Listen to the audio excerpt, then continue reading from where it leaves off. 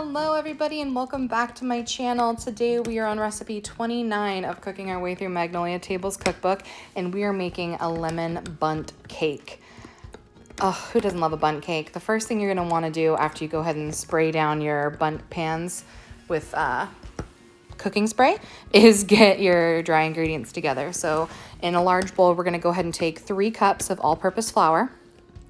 And then you're also going to add half a teaspoon of baking soda. And you're also going to add half a teaspoon of sea salt. I just showed you the salt in this upcoming clip because the camera cut out on me when I was actually putting the salt in. So here's a clip just to prove that I did put the salt in.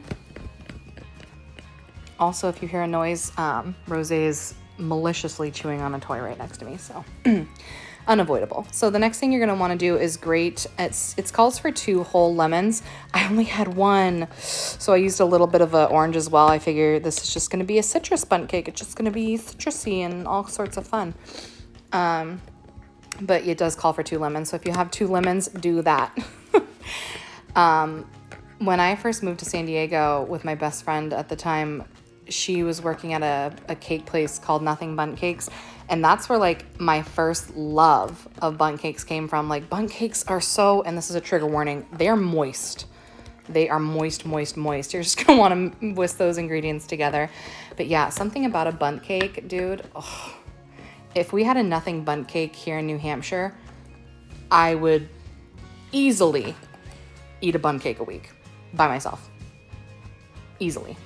All right, now we're going to go ahead and get the butter and the sugar together. You're going to want to take 2 cups of granulated white sugar, and then you're going to take half a pound or 2 sticks of unsalted butter at room temperature, and then you're just going to want to beat these together until you get that like creamy consistency. Do you have something you want to say? That's what I thought. My dog has so much attitude. If you know, you know. If you don't, lucky for you. So I'm just beating these together. I don't have a blender, or not a blender, Jesus Christ. I don't have a mixer, but so this took a very long time. I didn't record it all for you because I didn't want you to have to go through that agony with me. Now, the next step is you are going to do 4 eggs. So it does tell you to do 1 at a time. So like crack an egg and then mix, and then crack an egg and then mix, and then crack an egg and then mix. So do this step 4 times, and after that we'll come back and we'll go ahead and mix our dry ingredients.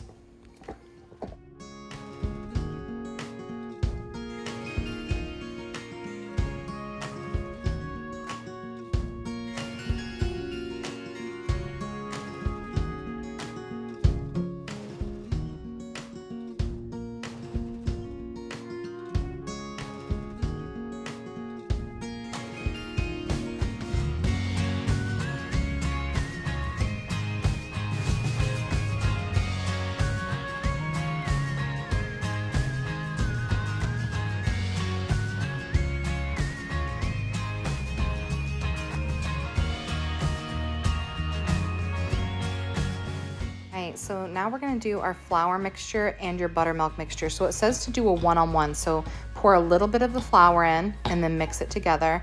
And then you're going to pour a little bit of the buttermilk. It does call for 1 cup of buttermilk. And you're going to do this interchangeably, but you're going to want to start and finish with flour.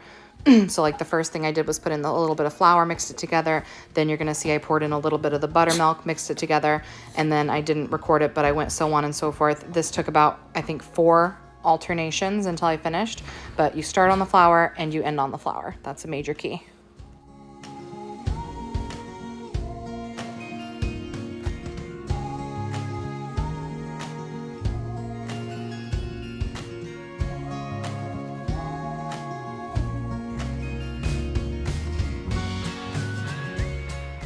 All right, so now that you're done that, you're literally just gonna scoop this into your bundt pan. If you have a very large bundt pan, you can use 1, but I have 2 smaller ones.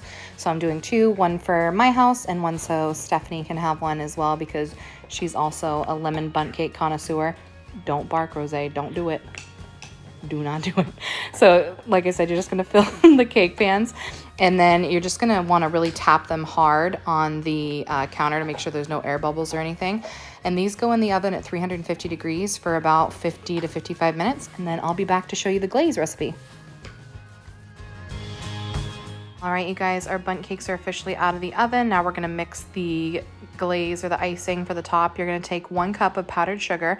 And then it took me about 3/4 of a lemon, like a little more than 3/4, probably just a whole lemon, I would say, of juice to get the right consistency.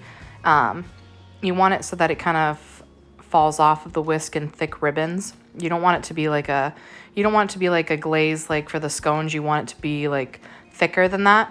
So now we just have to wait about 30 minutes for the bundt cakes to cool so I can take them out of the pans and ice them, and I will show you guys what they look like in the end.